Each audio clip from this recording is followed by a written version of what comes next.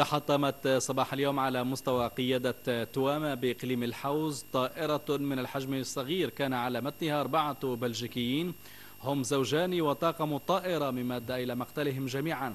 وكانت الطائرة قد أقلعت صباحا من مطار مراكش المنارة في اتجاه ورزازات، غير أن طارئا حال دون استكمال الرحلة. وقد فتحت السلطات تحقيقا في أسباب الحادث. قيس محسن والمعتصم بالله البعزاوي تابع ذلك. بعد إقلاعها من مطار مراكش المنارة على الساعة 10:10 صباحا في اتجاه مدينة ورزازات، تحطمت الطائرة السياحية وعلى متنها 4 ركاب كلهم من جنسية بلجيكية، لم ينجو منهم أحد.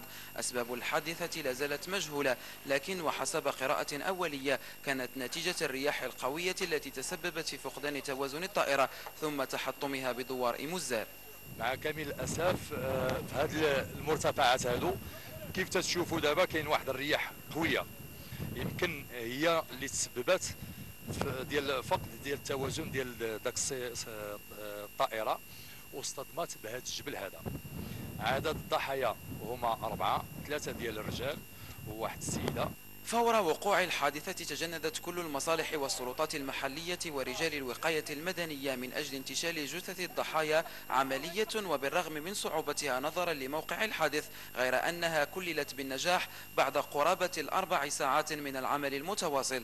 كان صعوبات كبيره باش نوصلوا للضحايا، ولكن تمكنا بفضل الفرقه الخاصه ديال التسلق ديال الكوموندمون ريجيونال اننا نوصلوا للمكان ديال الضحايا، المكان اللي سقطت فيه الطائره، وتمكنا باننا نجمعوا هذوك الاشلاء ديال الضحايا، لان هناك بعض الضحايا اللي جثثهم ديالهم متفحمه. سمعنا الضجاج ديال الطياره فاش كانت جايه شويه، سمعنا ضربات مع الجبل وشعلات فيها العافيه، وعملنا المصالح المختصه للمنطقه.